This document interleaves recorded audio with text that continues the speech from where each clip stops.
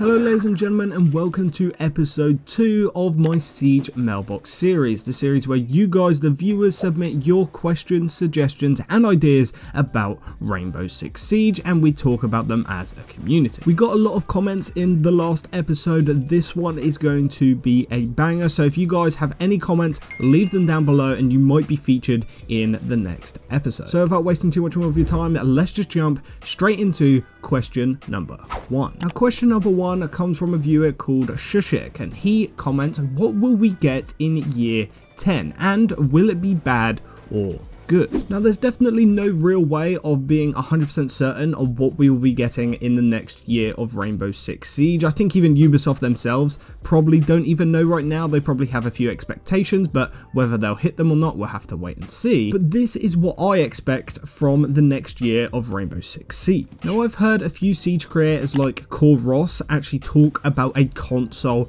test server. Apparently they were supposed to be announcing it or revealing it or even deploying it with year 9 season 4, but apparently they went back on that decision, so that could be something that we could see in the next year of Rainbow Six Siege. I think that'd be a good addition to the game. It would allow those console players to also play test features and updates before it comes out. As we all know, Rainbow Six Siege is a completely different game on PC as opposed to console, so having both groups of players play testing the new season of Rainbow Six Siege before it comes out will just give Ubisoft a better understanding on what they should be doing. As for operators though, I think that's the main thing everyone looks forward to every single season, and obviously with year 9 we only got 2 brand new operators, and then we got an overhaul to Blackbeard and a brand new rework to Recruit. So we actually technically only got 2 new operators this year and 2 major reworks. Now I think moving on into year 10 and beyond, I definitely see 2 operators a season being a minimum. I don't think we'll be getting any less than that. I personally would like to see at least 3 operators in the next year of Rainbow Six Siege. I don't mind if they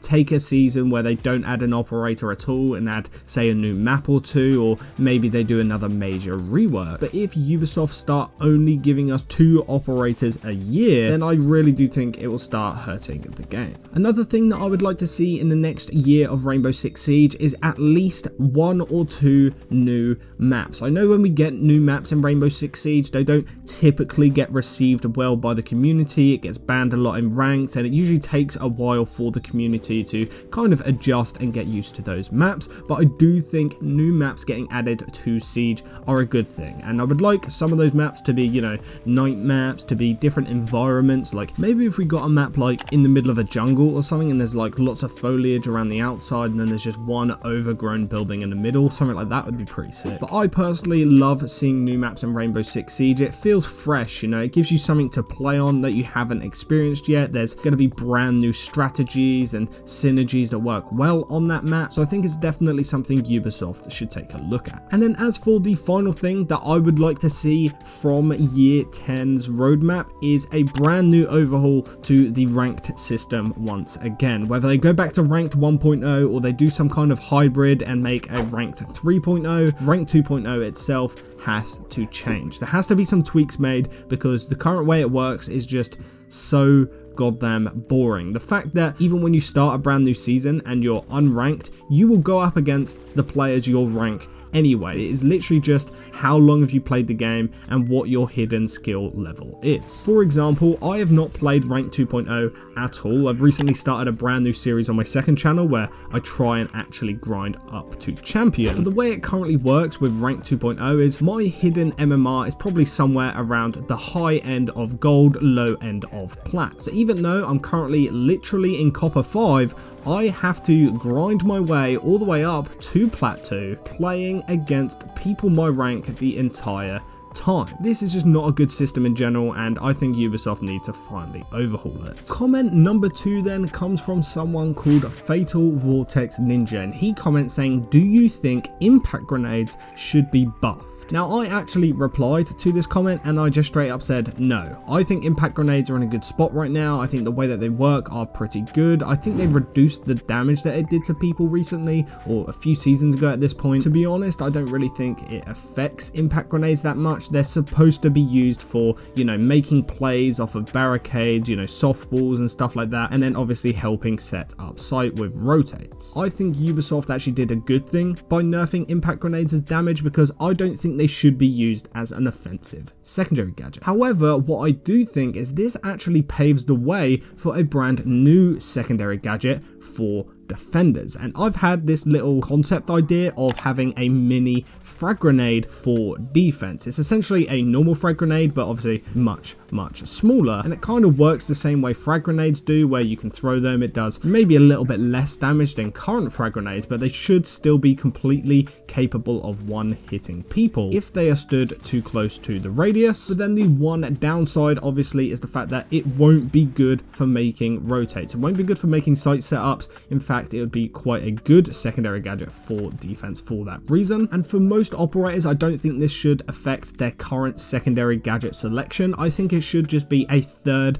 secondary gadget selection for some operators. Having the choice between impact grenades, C4, and then a mini frag grenade, they all do their own little things a little bit different. I think these mini frag grenades, as I said, should have a much smaller blast radius, but should still be capable of one hitting people. And then I think having a smaller fuse time would probably be a little bit more beneficial as well, giving the attackers a little bit less time to get away. So it's kind of like the middle ground between impact grenades and C4s. It does a little bit more damage, but obviously it still goes off relatively quickly. Let me know what you think of this idea down in the comments. Do you think this would be a good addition to the defensive team? But with that being said, let's move over into number 3. Now, comment number 3 actually comes from someone called K Mark 9, and he comments, how do you think the return of fire modes would affect the game? Now, I don't know how long you guys have been playing Rainbow Six Siege, but a few years ago at this point, Ubisoft removed a feature that would allow you to switch between full auto, burst fire, and single fire. Now, this feature was mainly on assault rifles, I believe. I can't really remember how it used to work fully, and to be completely honest, I can't remember why Ubisoft removed it. I think like people with cheats and aimbot was abusing it or something, or there was some kind of glitch that you could use to basically have zero recoil. So I think Ubisoft just, instead of fixing it, just decided to remove it completely, and this is something that I really wish they didn't do. It was one of those things that kind of added to the tactical realism of Siege, being able to do that if you wanted to. And like I said, even though it was barely ever used, it was still a nice feature to have. Now, to be completely honest, I would like to see Ubisoft add this back, or at least what I recommend is add burst weapons to Rainbow Six Siege. Currently in Rainbow Six Siege, we have the option of assault rifles and DMRs, which is full auto and then your single fire. But if Ubisoft decided to add burst assault rifles to the game, it would be like a blend between the both of them, where they would have relatively high damage,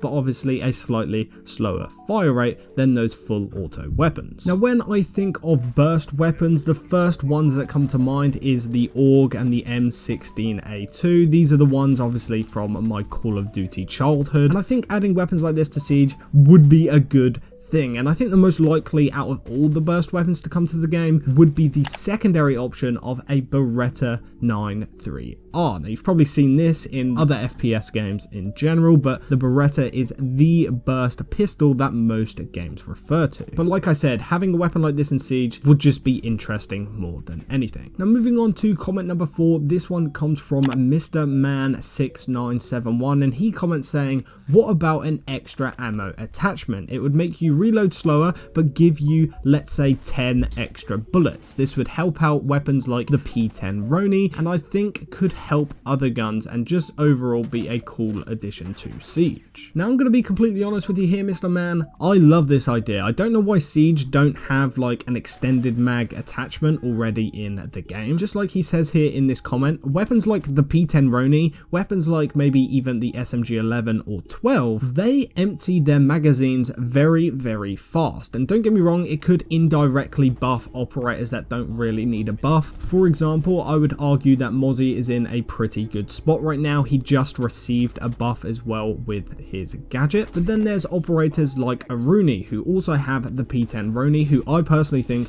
could use with a little bit of a buff, just to give the community a little bit more incentive to play her. And very similar to this, I think Mute and Smoke are very, very strong as they are right now. I don't think the SMG11 needs a buff to it. But then when I think to operators like Kali and her secondary SMG, or Glaz and his secondary SMG, having a extended mag attachment for those could actually allow them to be a little bit more competitive once they enter the building, being able to rely on their secondary SMGs a little bit more heavily, and it would allow Ubisoft to balance operators a little bit better. Either way, let me know what you guys think of the extended mag attachment idea down in the comment section below. Let's move over to the fifth and final suggestion for today's video. Now, comment number 5 comes from someone called a Rorschach test. I don't know if I'm pronouncing your name right, I'm sorry about that, but he suggests a cool event idea which would be titled Spies versus Mercs. Now, he doesn't actually give any insight to what this actual event would be. He just kind of goes on to talk about Zero and how he should play more like he does in Splinter Cell. But from what he's saying, I think the idea that he's trying to suggest here is something similar to the Grand Larceny event, where it was kind of like Cops and Robbers, where, you know, the defenders were the gangsters, they had safes around the map. As the attackers, you had to push in and obviously crack those saves and get out. I think having a themed event around Spies and Mercs and adding some kind of quirks to the event itself would be very, very good. I think the Grand Larceny event is one of the most underrated events in Rainbow Six Siege. I don't know why Ubisoft haven't made it return after all these years, but one thing I do definitely think Ubisoft needs to start doing is focusing more on these event themes rather than having these crazy over-the-top game modes. For an event in Rainbow Six Siege to be good, it doesn't need to have crazy cosmetics, it doesn't need to have a crazy over-the-top game mode with new mechanics and stuff that we've never seen before in the game. All we need is a normal match of Siege with the attackers having one theme for their cosmetics, such as Spies, and then having the other team with a different kind of aesthetic for their cosmetics, such as Mercs. And then as for the game mode itself, you just need to add a few small quirks, and that is literally it. Either way, ladies and gentlemen, if you made it this far, I really appreciate you sticking around. If you have any more questions, suggestions, or ideas for the next episode of my Siege Mailbox series, then make sure you leave them down in the comments. If I pick your comment to be featured, you will show up in the next video. Leave a like, subscribe, and I will see you guys in the next one.